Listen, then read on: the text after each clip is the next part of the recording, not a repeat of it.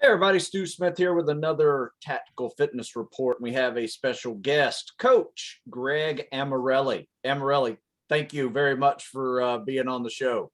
Thanks for having me, Coach Smith. It's a pleasure. um, the reason why I wanted to have you on is I saw uh, just a post that you'd had on LinkedIn, and which, by the way, I'm finding some outstanding guests for this podcast through LinkedIn. So it's a great platform, and because I tend to follow guys that are in the same business, right? Because I think we all can learn from each other. So Greg was former Navy, did a SAR rescue swimmer, search and rescue swimmer with the Navy, and then now he is in the National Guard as a first lieutenant Army infantry soldier. But he has spent his life in and out of the military, really focusing on athletic training, tactical athletes, because he saw a need, as I did too. You know, my need, I saw this need back in the 90s, and it still hasn't changed. So there's still a need there. And I think you and I will both agree that the need, I think probably what drove us in this profession was the need for tactical populations to consider themselves athletes. 100%. So let's do this. Let's talk about you, young Greg, as a teenager. And before you decided to serve, what was that athletic history that you are bringing to the table to go join and serve? And why did you decide to serve? Well, young teenage Greg was an awkward guy. I was a swimmer pretty much since the age of 6. Dang. So swam all throughout school, all throughout high school. Did 2 years in college at the collegiate level. Made it to nationals in NCAA, level Division 3. Nice. Um, So real quick, sorry to interrupt. What was your Nope. 500-yard time on the Oh, we're not going PS2? to talk about 500. I was a sprinter. I was a sprinter. 500-yard swim for me was punishment. Okay, Um, gotcha. I'd done something really wrong if I had to do a 500. No, I was a sprinter through and through. 50 and the 100 yards. Okay. But yeah, it was funny because I was the kids that I hung out with in high school. It was very this like hippie theater crowd. I was like the token athlete that had this sport that like swimming in my town wasn't a big thing, except for like the 3 months during high school when like all the popular girls did that as a sport and it became popular.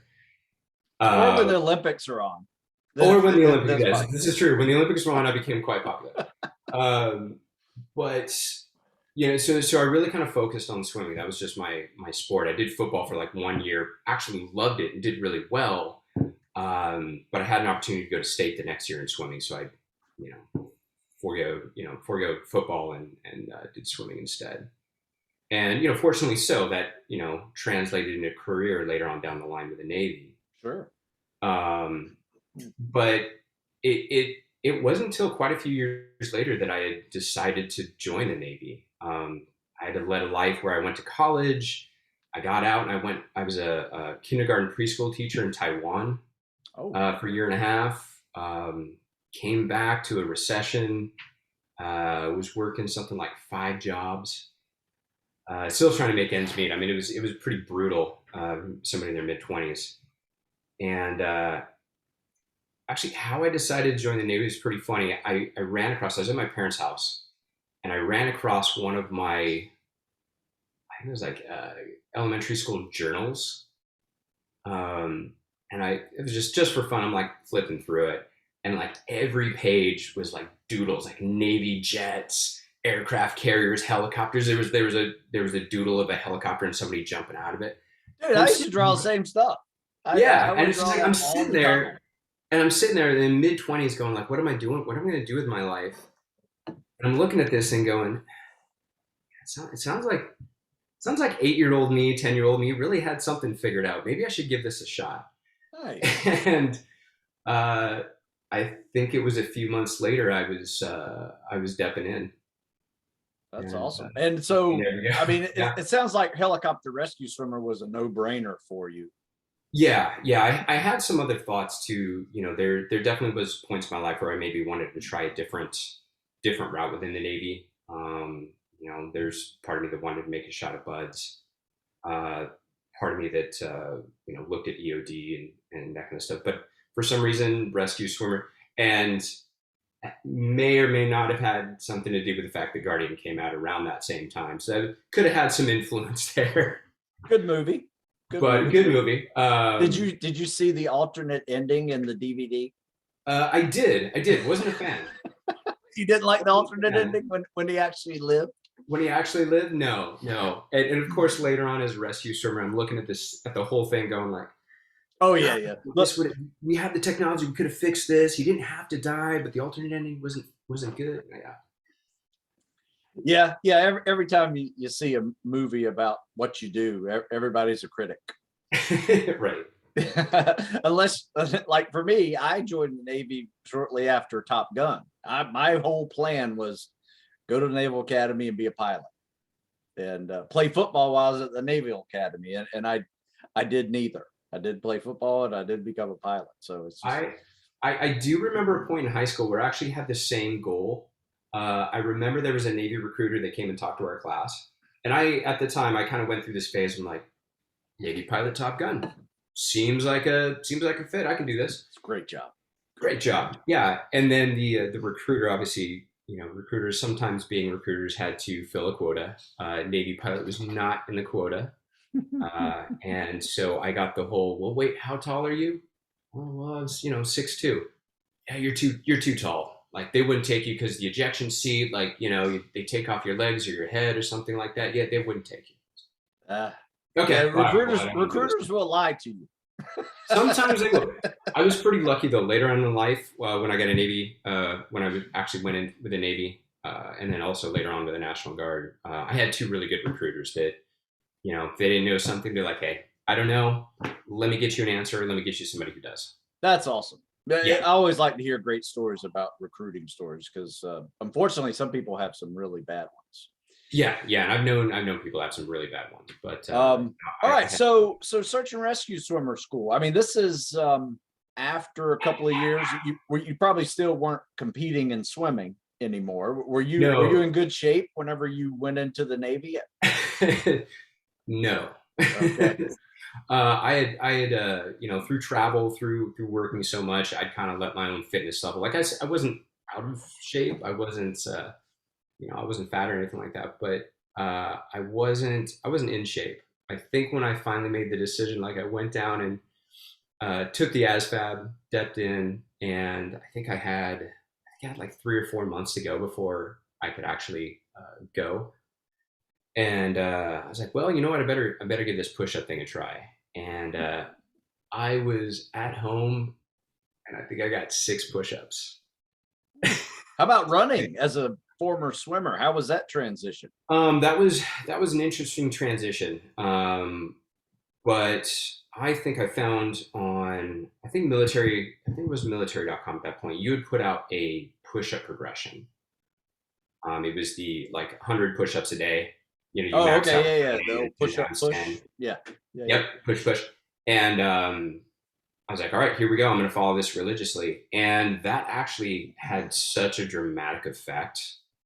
I think by the time I depped in, by the time I made it to basic, I was getting like 80 or 90 push-ups. Nice. So that was really good. And again, that's kind of what started like, oh, okay, this push-up thing's really good. I wonder if there's a book out. Oh, there's a book out. All right, let's grab this book. The running was always difficult for me, but I made it work. When you say difficult, was it like stress injuries a problem, like pain, or was it just challenging because running always sucks? little bit of all of those. I think one of the main things is as a swimmer, the ligaments in your ankle are pretty loose because you have to have that for a really good kick. And I was a really good kicker, which also meant I had really loose ankles. Sure. And so my propensity to roll my ankles darn near every time I ran, it was a factor I had to contend with. Hmm. And then also too, I never really had any formal running training. I didn't know what to do. I didn't know how to pace myself. My idea of training for running was just getting on the treadmill and going. I'm Running. going to go for Yeah. 20 minutes. I'm going to go for 30 minutes. And, had no concept of like bioenergetics and, aerobic and anaerobic training. No concept of that. I was like, all right, knuckle dragger, go. Yeah. So, all right. So you're in the Navy now.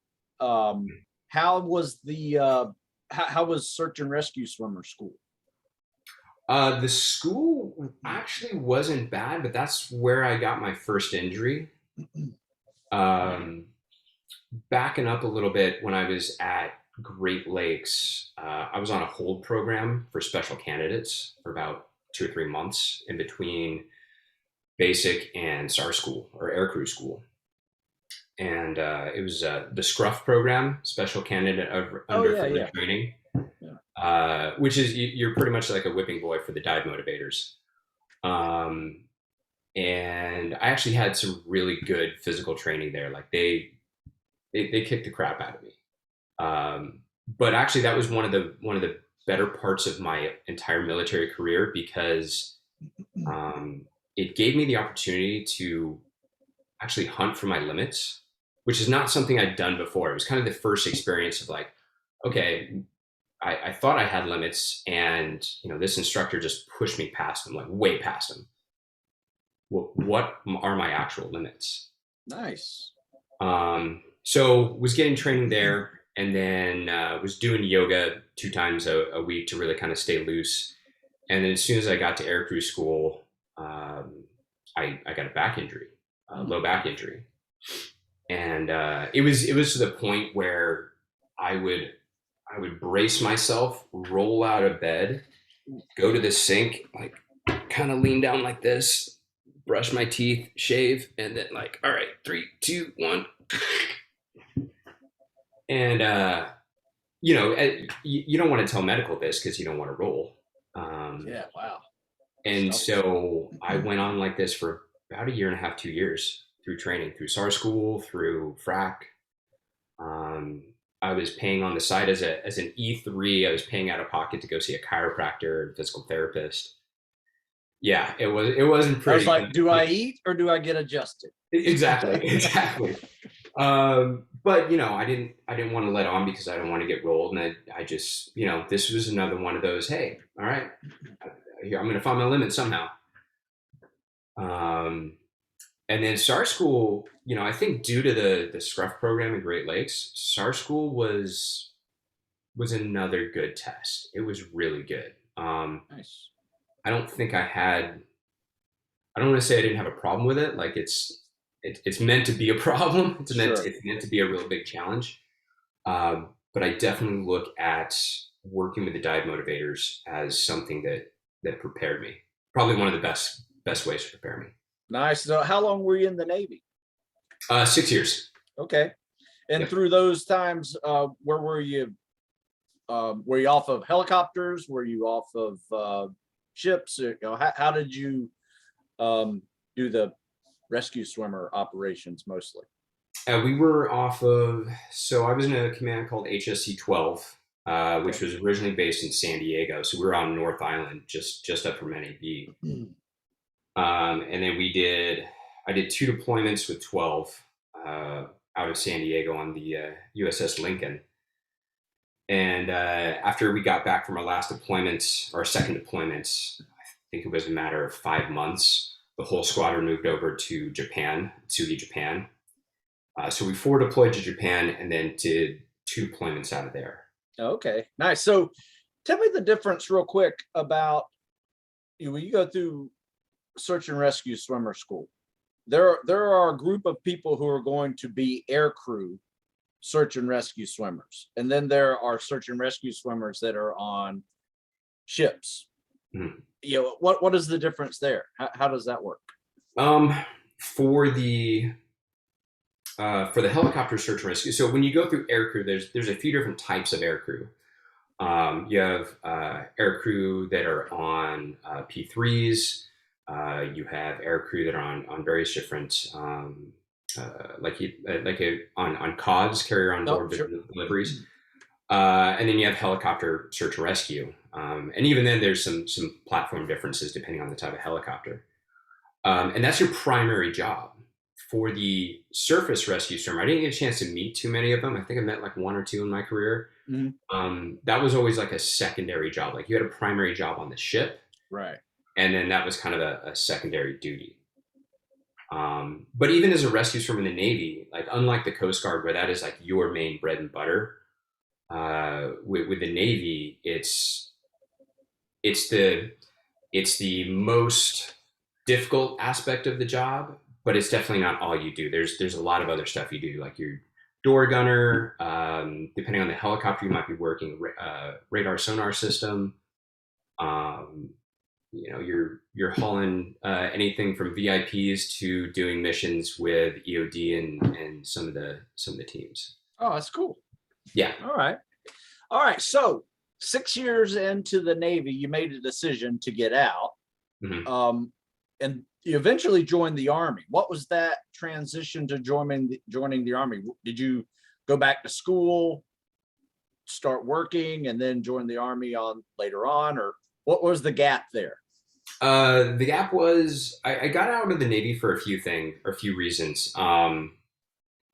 Just wasn't going in the direction I wanted. I think I saw my future in, and I had kind of been away so much. Like I spent the first 2 years of the Navy training away, and then two home deployments, forward deployed, and then two deployments in 4 years. It was a lot of time to be gone. And at the time, I was married, my first marriage, and that was it was pretty rough on that. So I made the decision after 6 years, like, okay, I'm going to get out and kind of call it on this one. I got out and actually picked up a job with a local, like to Southern Oregon, private search and rescue company, which is actually a pretty neat concept. They have their own helicopters. Southern Oregon, there's a lot of forest, a lot of woods, a lot of outdoor activities. So we're kind of busy. That's awesome. Yeah, it was a great job. Like the company had a bunch of the MD 500s and 600s, the little birds, and my I think my first day as like a kind of a like on the job interview was they hooked me up in a bunch of gear and had me hook into the side of the helicopter and skid ride through the forest, on this little MD 500, and that definitely sweetened the deal. It's like, okay, this is a pretty cool job. We're gonna do this. And then for about a year and a half, I was working with a lot of local fire, police, and military, and also some international organizations. And it made me miss being in the military. It made me miss the structure. Um, but I also wasn't prepared to go full time again, just because I had some other outside goals. I wanted to go back to school. At the time, I was going to be a teacher, so I wanted to get my teaching license. And so I decided to join the National Guard as an infantryman, and then later on went into OCS to be an officer.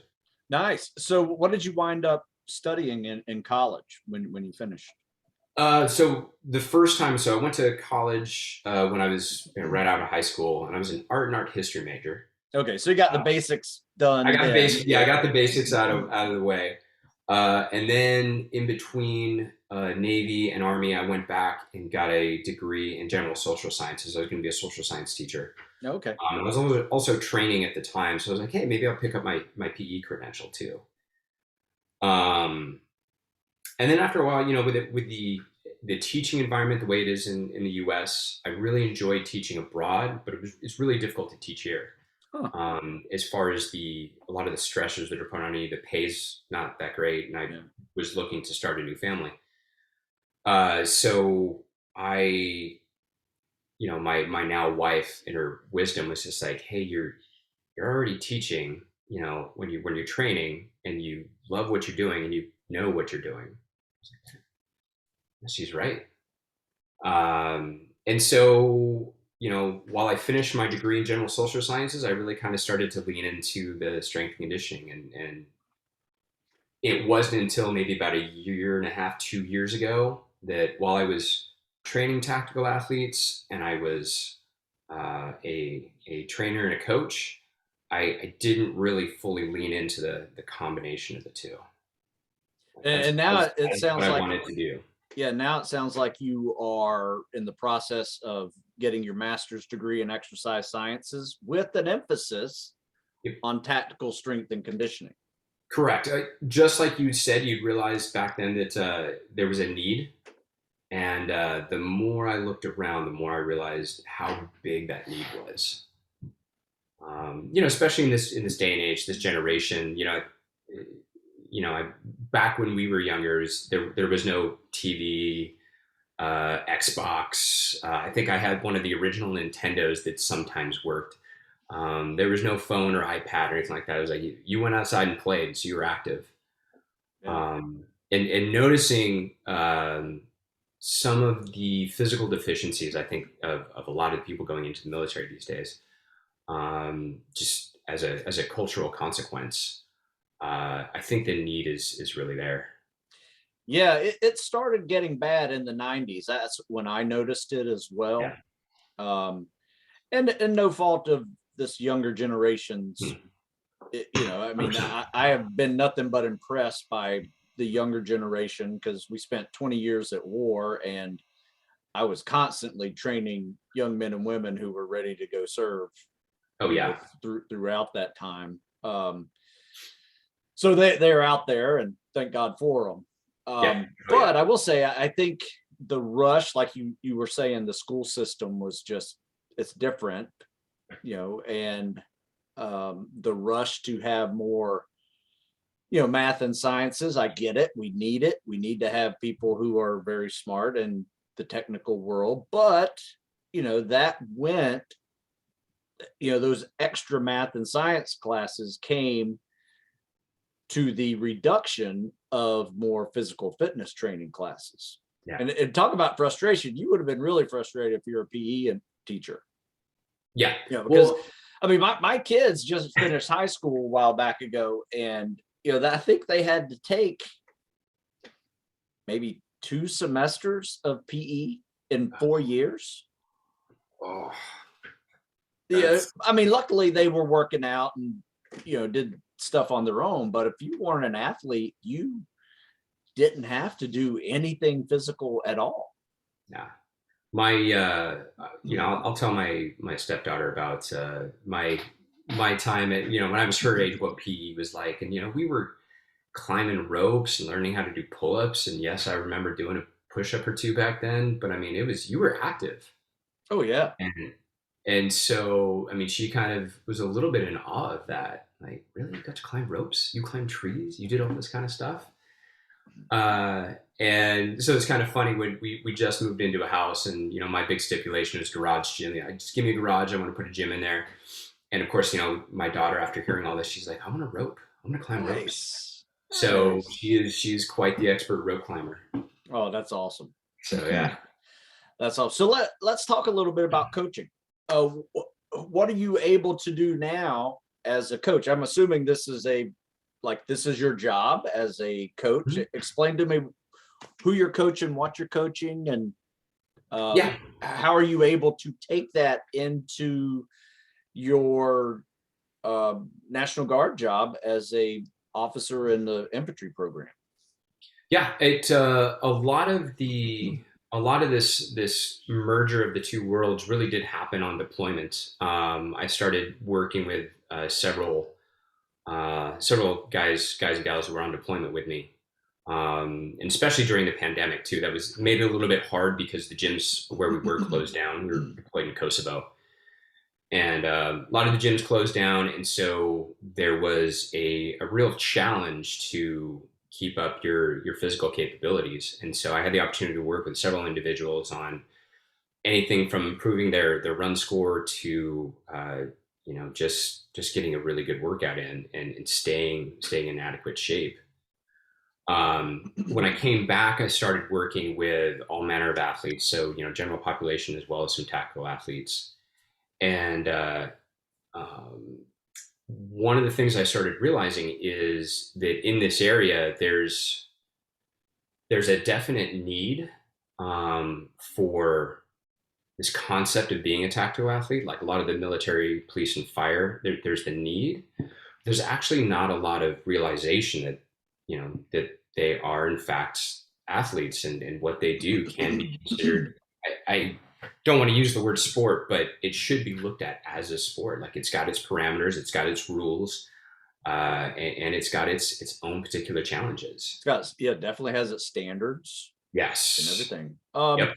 Tell me this, let's talk a little bit about the tactical athlete, because I think a lot of people are fairly new to that term, Yeah. especially if they're coming from an athletic background and they remember the workouts they did in football and they swimming and wrestling, and now that's what they know. So that's their knowledge base, and they're now going into preparing for some job within the tactical professions. How do you see the difference between the athlete and the tactical athlete? I think the major difference that I see is if you take a regular athlete, in all their training and glory, like they've got their priority is to work on and improve their strengths, while at the same time making sure, like, mitigating their weaknesses so that they don't hinder the strength. So, for example, maybe you take a power lifter, right? The job of the power lifter is to get stronger. They might only do as much cardio as needed to aid in recovery and keep health, right? Same with like an endurance athlete. They're trying to go for some distance. If they're doing anything in the gym, it's in support of their endurance, to mitigate injury, stay strong, like keep strong hips, that kind of stuff. The tactical athlete, on the other hand, you have to train and improve your strengths, but you also have to bring your weaknesses up to performance level, which is a heavy lift, no pun intended. But if you've got somebody who's got a powerlifting background, that's fantastic. My question is, okay, can you now heave that 30, 40, 50, 80 pound ruck and go 12 miles, and then vice versa. I mean, you might be able to go 12 miles at a breakneck pace. Can you do it loaded? And so really that's, anybody kind of entering in to any of the professions. And obviously I lean hard on the military aspect because that's what I know the best. But anybody kind of leaning hard, I think you got to keep those in mind, that you need to bring your weaknesses up to performance level. Yeah, that you're 100% right there. The way I've always put it is the athlete needs to be great in order to make a team, in order to be competitive, in order to take it to the next level. They need to be great at a few elements of fitness, depending upon that sport, right? Like the power lifter, you said, doesn't need to also be able to run 4 miles. It's not something they have to do. The swimmer doesn't have to go do agility work on land, right? In fact, it's kind of funny when you see a swimmer do agility work. It was for me when you watch me do that kind of stuff. Better now, my older years, but the tactical athlete, instead of worrying about being great at anything, because usually, like you said, when you're great at something, there's an equal and opposite weakness that you're really bad at, to the point of where it will be exposed within your first few weeks of training, whenever you're in the military. And luckily hopefully you found it long before you've actually gone to boot camp or you've gone to selections, things like that. That's what you need to find. But you just have to be good at everything. Yeah. Right. So like a tactical athlete would just maybe need to be a B, maybe even B- at all the elements of fitness. Whereas an athlete, depending on what level of athlete you are, you need to be high A plus. If you want to try to take it to college level, you'll take it to pro level, mean, Yep. that's A plus on just one or two elements of fitness. Well, and this is unfortunately this is a lesson that I learned the hard way. You know, I talked about getting a back injury pretty early on in my career, and it was interesting because my kind of enlightening moment for that is I think it was around year 3 or 4. No, it was around 3 in the Navy. I was in San Diego and I was doing the Travis Manion run down in the canyons, Mission Canyon down there. And prior to the race, they had a bunch of booths and massage therapists set up, and they had a sports therapist there. There was you get free stretch out sessions with her. And we started talking, and she's saying, hey, "Do you have any problems?" I was, "Yeah, my back is really killing me. Do you have any advice?" And she gave me a once over, and she's like, "It's not your back, it's your hips." So, what are you talking about? Like, this doesn't hurt. Like, this hurts back here. And she's like, "All right, well, go do your race." She's like, "Tell you what, here's my card. Come see me." So week later, I went to go see her. Gave me another test. She's like, "Yeah, 100%. It's your hips, not your back." And I was just, okay, whatever. And she's like, "I'm so certain." She's like, "I'm going to give you some exercises to do." And we had a little debt out on the carrier we had to do for 2 weeks. She's like, "Do these exercises every day out on the carrier. And if you're not better when you get back, if you're not better in 2 weeks, I'll treat you for free." I'm like, that's a great deal. Okay, sold. So I did a bunch of hip strengthening work, some release work for 2 weeks straight, and I was about 95% better. Nice. I couldn't believe it after paying for that long. And what I started to realize was just what I was talking about as far as like bringing up the weaknesses to performance level. I hadn't really gone into the gym and practiced deadlifting, mainly because I didn't think my back can handle it. My back couldn't handle it because I wasn't doing it. I wasn't doing mobility work because, well, why was that needed as a swimmer? That wasn't a thing. And so that was the other kind of start of the other half of the equation to the strength work that I started to do was the recovery work and the mobility work. And through the course of working those back and forth and figuring out what worked best, I was able to kind of push past and push through some of the injuries I got. So. I tell you, I didn't really start doing a lot of mobility work until I was 40. Yeah. But it came at I had to do mobility work because by the time you turn 40, all those little injuries that you had when you were a teenager playing contact sports, when you're going through the military, going through all types of very physically demanding jobs and training programs, and then just gradually aging into your 30s. And by the time you're 40, it all comes back to you and says, "Hey, remember that shoulder injury you had when you were 16? I'm back. I'm back. Right? Hey. Your lower back that you hurt when you were 23. Yeah, I'm back." I'll see your back injury and I'll raise you 2 knee injuries too. Yeah. So everything started just really hurting. And so I created what I call my mobility day. And it was life changing. Literally, I thought I was not going to be able to run anymore once I turned like 44. And because my hips were just so bad. And I fixed my hips by doing something that you would think would be pretty cool, is I fixed my hips treading water. And it was life changing. Outstanding. I'm telling you. And I was doing some non-impact cardio, and I just hated like spending an hour on a bike. Yeah. And I also didn't like sitting through an hour-long yoga course. So I blended the two together. So now my mobility day looks like those two things had a baby. And and it's like 5 minutes of non-impact cardio followed by 5 minutes of stretching or foam rolling. And I do that for an hour. So I get 30 minutes of both, but it's back and forth.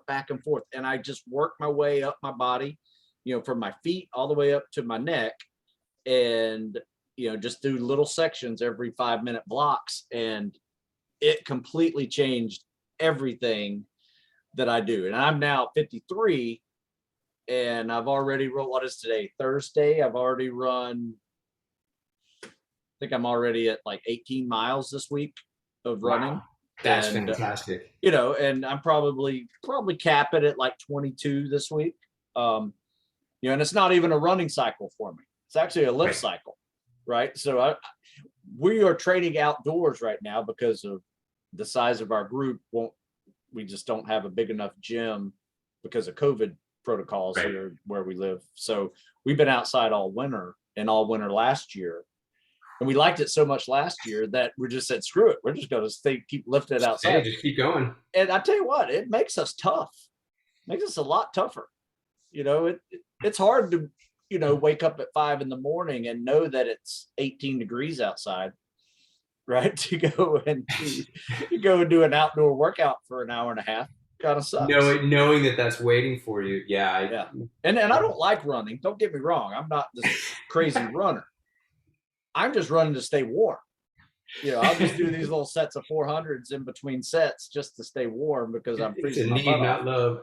Right. So it's anyway, long story short is that little bit of change that I made in my mid 40s has Mhm. enabled me to kind of create the special day in the middle of the week that I just focus on non-impact cardio, Mhm. flexibility, mobility, even massage tooling. And I used to do it just for me. And then I started writing about it, and it started to become a thing. And then some of my younger guys who I'm coaching would come join me. And then I just said, screw it. We're just all going to go do it. Whether you need it or not, we're going to do it. And everybody needed it. They just didn't Yeah. know it. Even my, teenagers and guys that are 22, what I noticed was the guys that were joining me on a Wednesday to do this, on Friday and Saturday, they weren't dragging ass like everybody else that skipped the mobility day. They were coming in at 85, 90%, whereas the guys that just hit it through the week real hard on their fifth and sixth workout of the week, they're dragging in at about 50, 60%, just kind of burnt out. Right. And it's just, you could see it. You could see it in their eyes. You could see it in their performance. And that little midweek little focus on easy day and more Recovery. technique than anything, and it really enabled us to focus more on other events like treading water and drown proofing and just all the other events. So we do our little non-impact stretching routine, and then we go to the pool and just practice all the little things that, a lot of people neglect, whenever they're preparing for jobs like you did and like I did, because treading water is vertical swimming. And if you don't know that, treading water sucks before you You go haven't done it into enough. to a military tread test, you're about to get shocked, Oh. because I've seen so many people quit because of failing to tread water. The mobility thing is kind of popped up in my life several points. Like I was talking about when I first joined the Navy, going through that scruff program, that hold program. And I was doing yoga twice a week. And to this day, I think that was the one thing that prevented me from getting injured. Because as soon as I went off to aircrew school and then SAR school, and I stopped doing it, stopped having the availability to do it, is when I got injured. I can't prove it, but I'm pretty convinced, because I know how my body felt compared, when it was getting the crap kicked out of it compared to, later on. But, I went, because I've had such a kind of a late blooming military career, I went to Infantry basic officer leadership course, IBOLIC, at the age of 40. Oh, wow. Damn. Yeah. I was had no actually, idea. I did no idea it was that late. Yeah, Man. I was actually older than everybody else there, including the instructors. There was one instructor, Sergeant Heaton, who was a month and a half younger than me. But yeah, everybody else. There were 3 guys in my class that were half my age, and but I was able to maintain, like, through the PT, through the field ops, through all the exercises, through the various different, at the time we were doing the APT, and now the, test running the ACFT. We had the Ranger fitness assessment we had to do. all these different assessments where it wasn't like you had time to prep for it. It was like you would go out into the field and you do like 4 or 5 days of field ops. And then you'd come back, have the weekend to like wash up, reset your gear, do a mobility session, and then, hey, Monday, get ready because you've got this fitness test. And then we're hitting the field again. Which again, in your 20s, yeah, okay, no problem. Easy day. Easy day. 40s, not so easy. And so that was a good wake up call for me as far as mobility goes. I was like, okay, this is important. This is in some cases more important than some of the other stuff I was focusing on years before. Yeah, it's funny, man. You talk about half your age. I've been training kids half my age for a while now, and to the point of where I'm hitting a third of my age.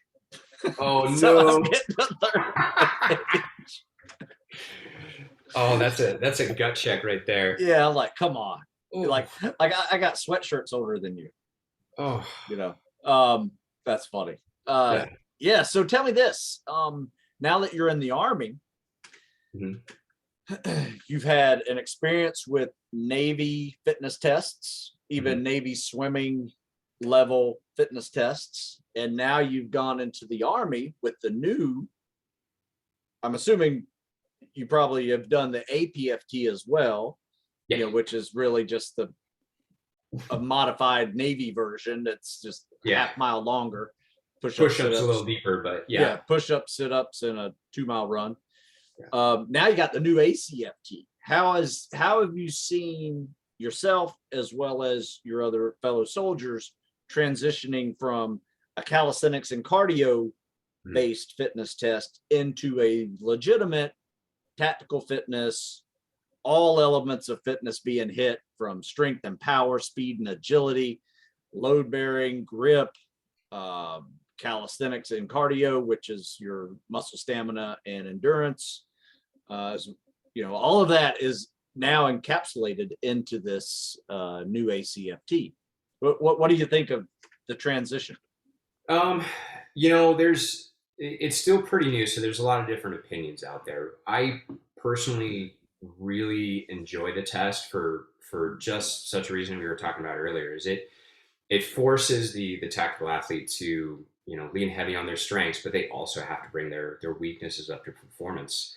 And I've seen, if it was originally intended to do that, mission success, because I've actually seen a lot of people find their weaknesses. Sometimes to a recoverable level, like, ooh, that was really bad. Guess I better train it.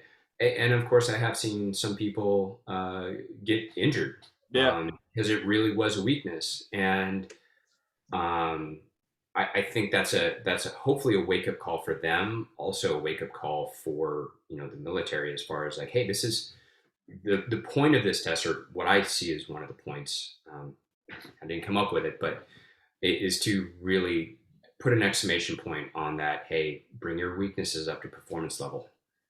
Yeah, I would agree with that. I would also have to make this statement about it too, is whether you like it or not, no matter what service you're in, a majority of the people in the military, one, do not think of themselves as athletes. Correct. Two, will train for whatever test is put in front of them. Right. And if you're going to train for a test, the beauty of this new test forces them to learn a little bit more about training other than just calisthenics and cardio, and enables them to actually build a decent foundation of tactical fitness to be able to do whatever job that they are doing within the military. Yeah, I 100% agree. I mean, this is something, if you actually train for the ACFT, like, will you be in top level shape? That depends on how much you push and what else you do. But I think if you train for the ACFT, that will get you in a good rounded shape. Yeah. Like, we're not trying to build Olympic athletes here. Yeah, no. We're just trying to build people who are now an asset within their chosen profession. Yeah. Right? That means if there's a situation that is a potential life or death or emergency situation, your fitness level will not be an issue that prevents you from performing what you need to be able to do in that situation. So I Yeah. always tell people when they tell me that I just don't have motivation to train, I'm like, well, if you're thinking about serving, here's the deal, right? One day your fitness level is going to be a determining factor between you living or dying, or you trying to help one of your buddies survive, or you trying to help a victim who is having their worst day of their life get out of that situation.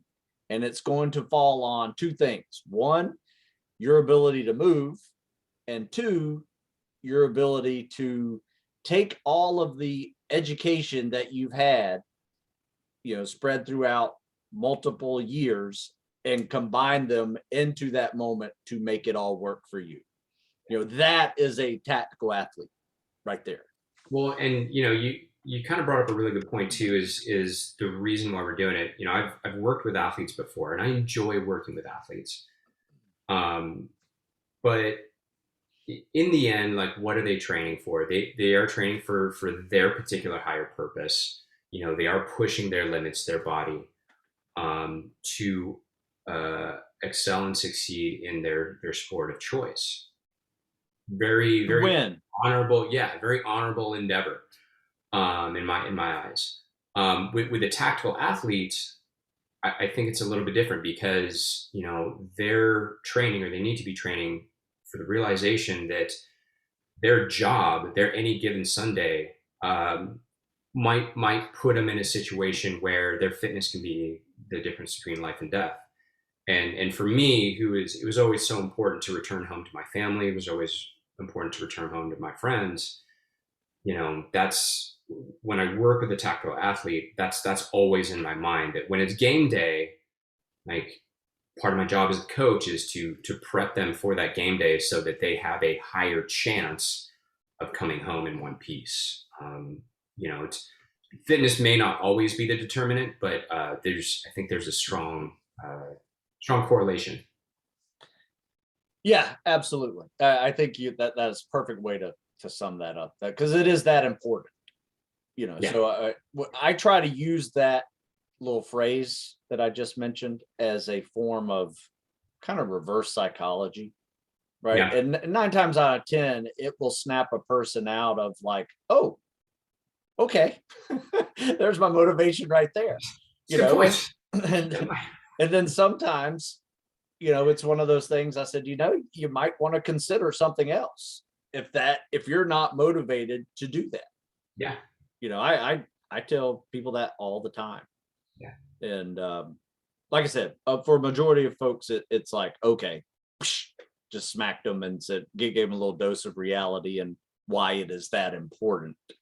Because, you got to understand, growing up throughout their life, it has never been an important part of their life. Yeah. Like, even in school now, school is minimal. There's no like PE class that's an hour every day, 5 days a week Yeah. anymore. It's a lost. It's kind of a lost art form. Yeah, and the only people who are really getting those, that type of, physical outlet are people who are doing it on their own, whether it's through sports or their own martial arts or their own workouts they do on their own. There's nothing in-house that is showing them the importance of it.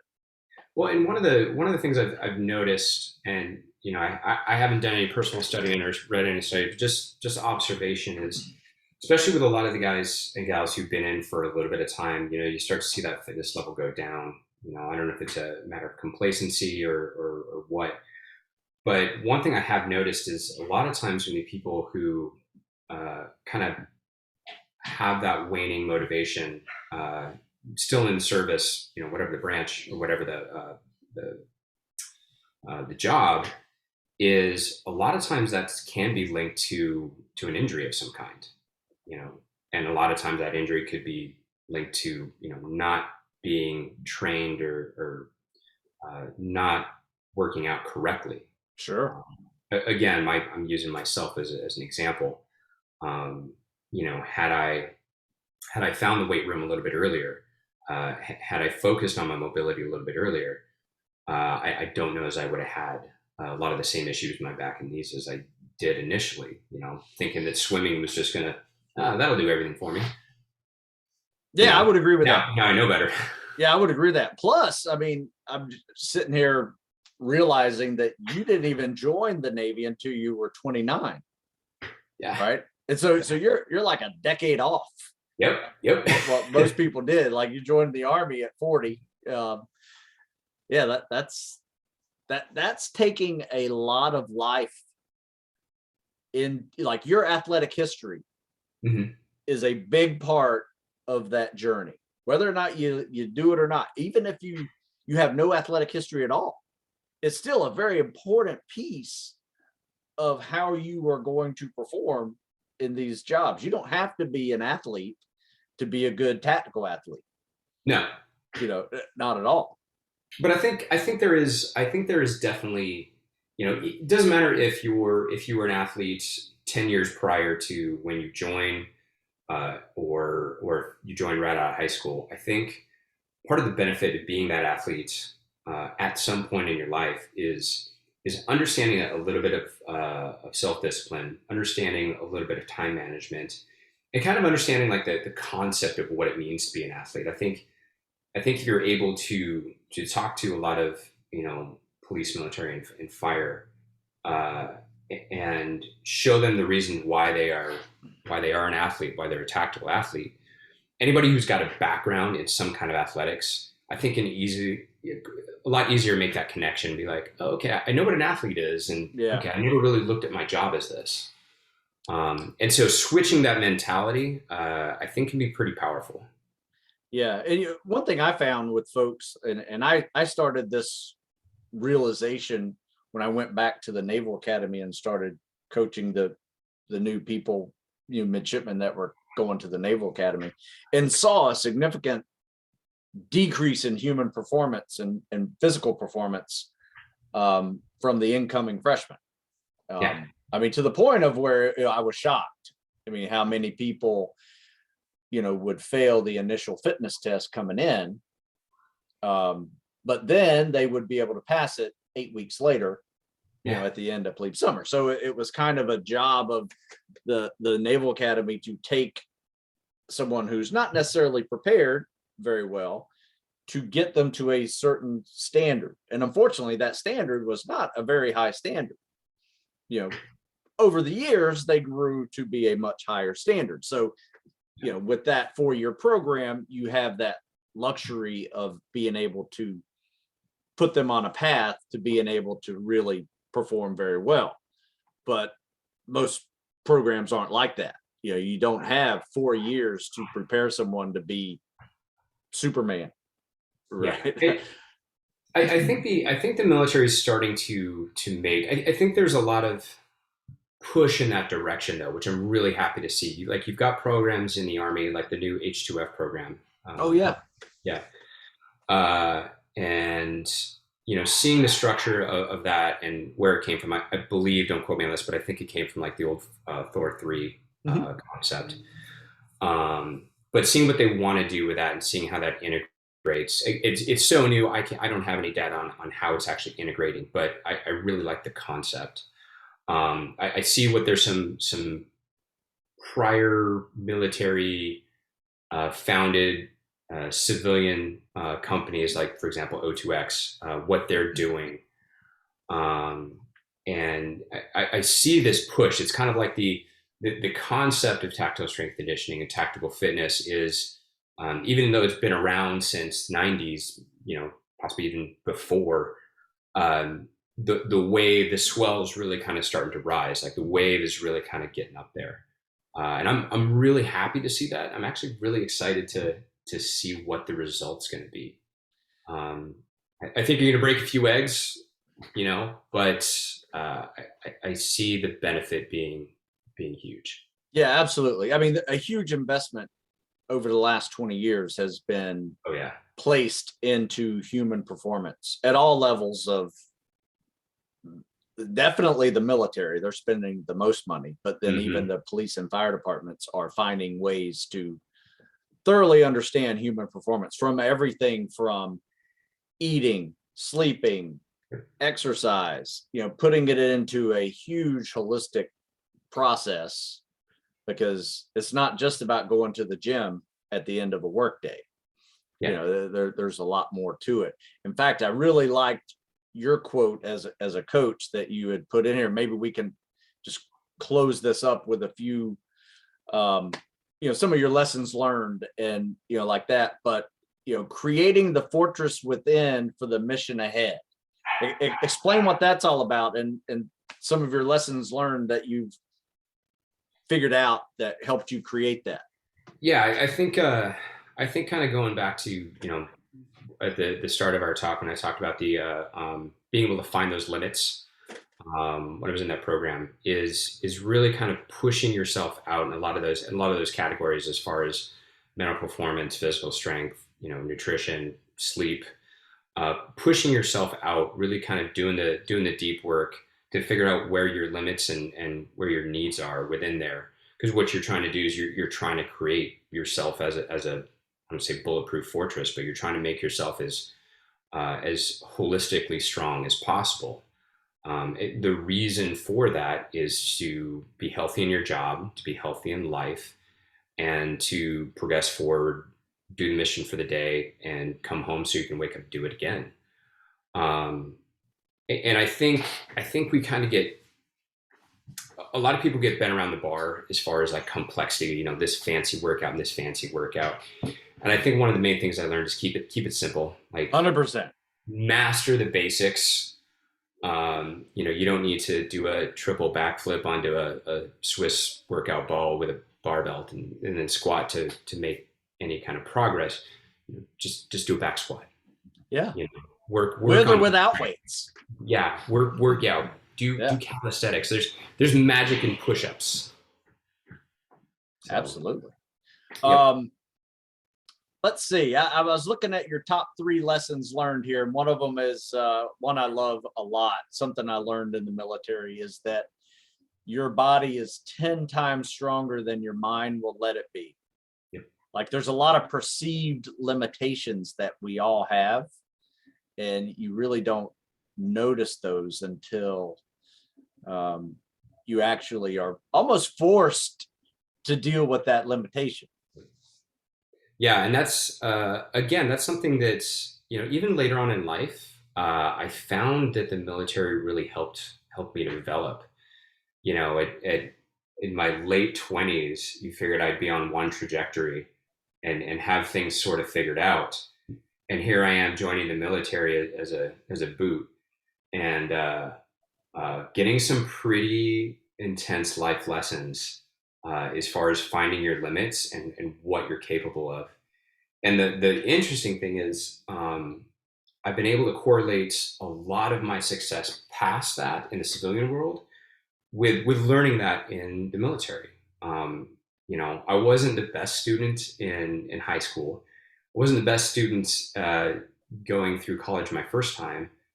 But on my second time around, post military, I understood, how to kind of push myself with mental limits. I understood, what was possible physically, and I understood how to kind of better balance that whole system to get a better result. And that's just kind of proven true every time, whether it's, stress management, focusing on the sleep, realizing that like, hey, I'm running myself into the ground. I need to recover. Or, hey, I'm spending too much time working on schoolwork and I'm getting a little soft. Being able to do that check and realizing the balance there. And that's been something that I've gotten from the military. Is you're just so much more capable than you give yourself credit through in all those areas. Yeah, and that's what I want people to do. That's, to be honest with you, I don't make any money off these podcasts. I just do them because I want people who are listening to realize that people who join the military aren't joining the military because they have nothing else to do. Yeah. Right. I mean, they could go be successful in whatever they want. However, it also is a great place to be when you don't know exactly what you want to do. Hmm. You'll learn something, you'll get some great education, great skills that you can apply later on. And some of those skills are truly intangible, Yep. meaning that you are going to find, like I said, that you're tougher than you thought you were. Right. And that Yeah. goes a long way in life. I think, and it's funny because, looking back, um, there would be a point in my military career during a training session or during a school where I thought I was being pushed past my limits, and I survived it and walked away. And maybe it was the next day, maybe it was the next month, maybe it was years later. You look back and you're like, I still had more to give.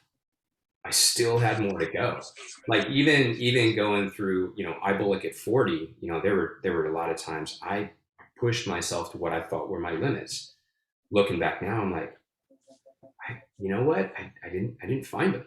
I came close. Maybe I found close for the limits at that time.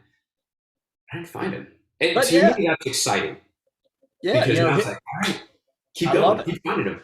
Absolutely. Yeah, you hit your limits or you go past your limits at some time in your life. You're just it builds up. It's like this Yeah, little spoonful of mental toughness every day. yeah, You don't get it by one big event and now you're mentally tough. yep, You get it, waking up at early morning and going outside when it's cold to go do an outdoor workout. One little scoop a day, right? It's just how going to it's in make your you a mind, little how bit it's in your tougher. body. Yeah. Yep. I love it. I love it. Nice. So always like to ask this with coaches. Yeah. Give me a great story, somebody that whenever you think of why you do this, what was the story, right? Just as like, because I can think of like the 80-pound kid who's overweight, never played sports, not athletic, wanted to be an Army Ranger. And, over the course of 2 years, turned himself into a person fit enough to go join the Army Mhm. and become an Army Ranger. That's Yeah. an incredible story. I love that. I gotta follow that story. Oh, come on. Well, I also have, the guy who's 60 years old and, 100 pounds overweight and had a heart attack when he was 55. And, now he's actually, 100 pounds lighter and he is now able to do a pull-up, so Yeah. it doesn't matter what the story is. There's always those little pieces of inspiration that let you made the right decision in choosing this career path. Oh boy, there's a lot. There's a lot of stories. Honestly, That's a great sign.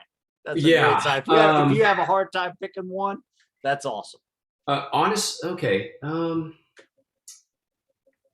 Okay. So I would say one of my God, man, there's so many.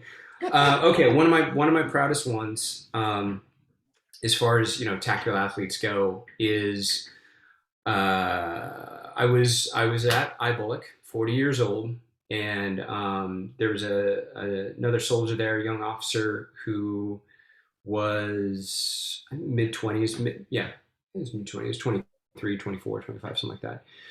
And right off the bat, I'd say within the second week, we were on a run, and he actually had tripped and fell and done like this full scorpion, and pretty much like jacked up his hips and his back. And at those schools, they only give you like 24 hours. Hey, you're down for 24 hours. Any longer than that, we're rolling you back. Yeah. And so he was freaking out. Like he really did not want to roll. Like none of us obviously want to roll. And physical therapist my understanding, physical therapist kind of wrote him off like, you're injured.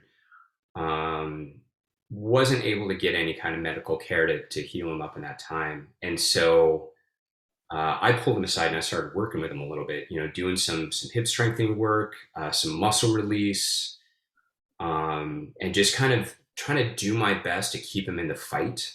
Obviously, trying to stay within my scope of practice. Sure. But again, I wasn't actually officially coaching him. It was just a, hey man, let's get you through this. And he progressed, was able to push through, not only out of injury but back into performance.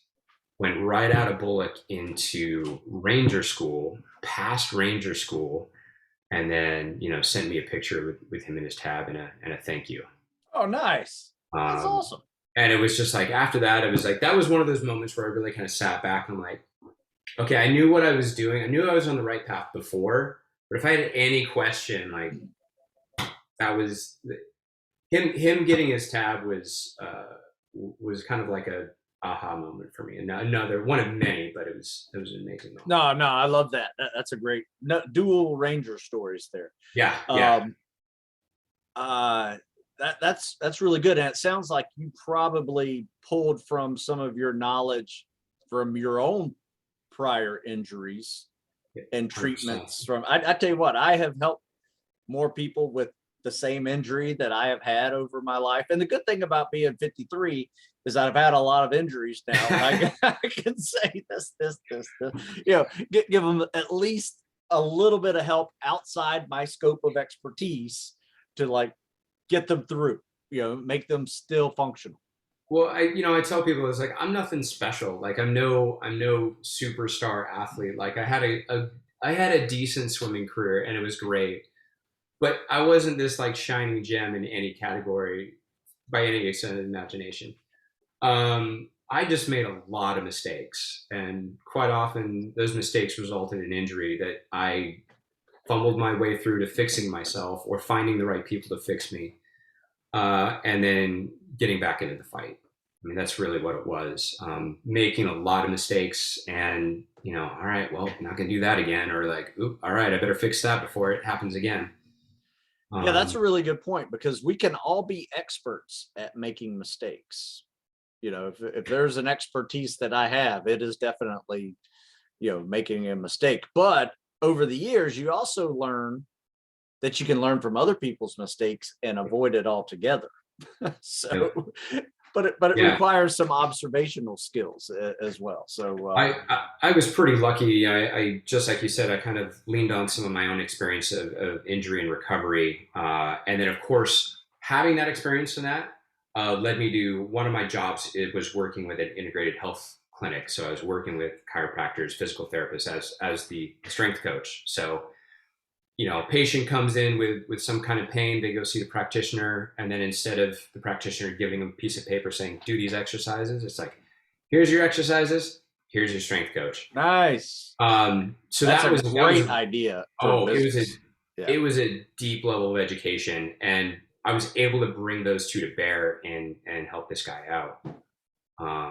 And like I said, it ended up in one of the pivotal moments in my career thus far.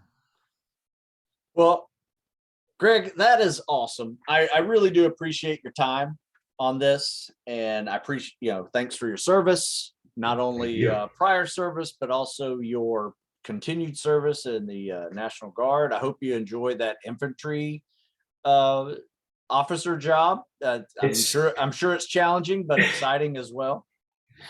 It's definitely a challenge. I'm definitely looking forward to what's coming down the pipeline. So, well, last question. So, yeah. What's next for Greg Amorelli?